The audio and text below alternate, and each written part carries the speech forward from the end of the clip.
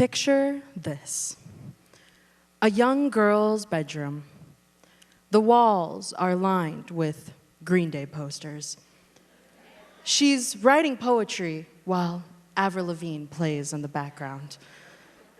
She turns off the light and sobs into her giant stuffed panda. Life is hard. Discovering punk music as a 10-year-old made a big impression on me. It was not just because I liked the way it sounded. I wanted the lifestyle. To me, being punk meant you were tough, and you didn't give a hoot about what anybody thought of you. In reality, I was the furthest thing from either of those. I was an emo kid in denial. While I eventually took down the posters and ditched my Hot Topic get-up, not much changed as a teen. Poetry turned into bitter breakup songs, and sad music was traded for sad movies. Emotionally constipated, Eternal Sunshine of the Spotless Mind was a guaranteed way to get the tears rolling for me, although I didn't need much help with that. Growing up, I spent a lot of time being sad, and even more energy trying to pretend that I wasn't.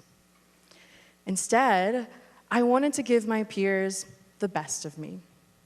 Kind, funny, creative, loving. And on the days that I couldn't, I would hide.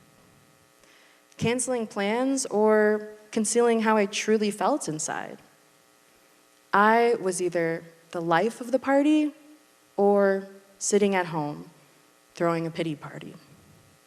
Sometimes it felt like I was living two different lives. Being an adopted child of color also made me feel like I was stuck between two worlds. I stuck out a lot as a kid. Maybe because I was the only Asian person in my white family, or because I was one of the few Filipinos in my school. Look, I like to call myself a coconut, okay? Brown on the outside, white on the inside. I didn't know many Filipinos in real life or on TV. That was isolating at times. I felt the pressure to look and act like the people around me. As I got older, my sadness turned into something bigger: low self-esteem. Pouring into others was a way to fill the empty place in my heart where I was supposed to love myself. When I got to college, I made a choice to stop feeling sorry for myself. I set out to do all of the things that felt off limits for so long. I strived to make college unforgettable. And I did just that. No rock was left unturned. This was my Tessa Turner era.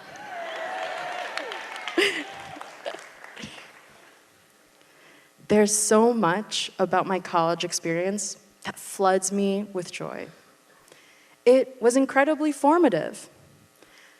I made the dean's list. I started performing my music again.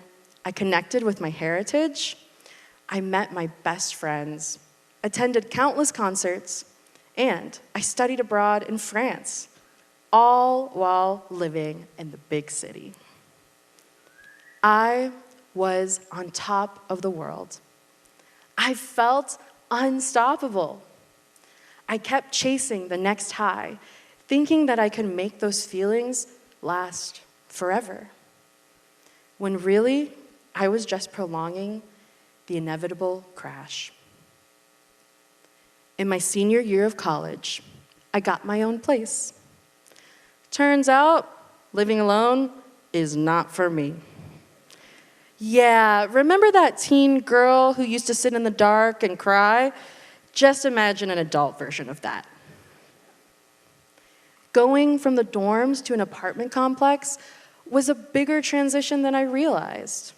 Friends had always been a knock on the door away. Now I had to leave the building to go find them. The big city that once thrilled me now terrified me. I felt small and helpless. Leaving the apartment became really hard, even when I knew exactly where I was going. Eventually, I stopped going to class altogether. I was consumed by loneliness, but I didn't want anybody to know that I was struggling. So I started hiding again. But this time, it meant something very different. No one was coming home to find me. That's when I realized I don't hide to be alone. I hide so that someone will come find me. Dropping out of college and moving back home felt like it had confirmed all of the negative things I had ever thought about myself. I felt like a failure, and I was convinced that everybody else would think so too. The humiliation that I felt was too much to process. So I distracted myself with friends, and I numbed myself with drugs and alcohol. One night, I had an out-of-body experience. Over the dinner table, I heard my parents talking, but their voices sounded like they were underwater. I felt empty inside and detached from reality. I felt like I didn't need to be here anymore. That night, I attempted to take my own life. The very next day, I admitted myself into a mental health institution. I was desperate. I was ready to get help. I even felt relieved when I decided to go. What began as a positive experience quickly became a nightmare. I left more traumatized than I had arrived. While I'll never understand exactly what happened to me, the best thing that did happen to me was I was finally diagnosed with bipolar disorder. The diagnosis was bittersweet. Not because I was ashamed of having a mental health disorder, but because I already knew that. I had sought help for bipolar disorder in the past, only to be dismissed.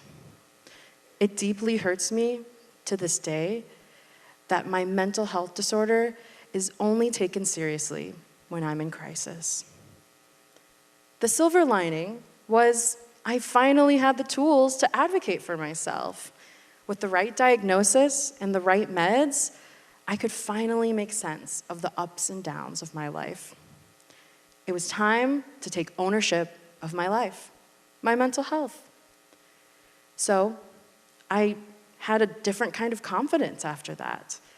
I walked away from that experience knowing I had been saved by the grace of God.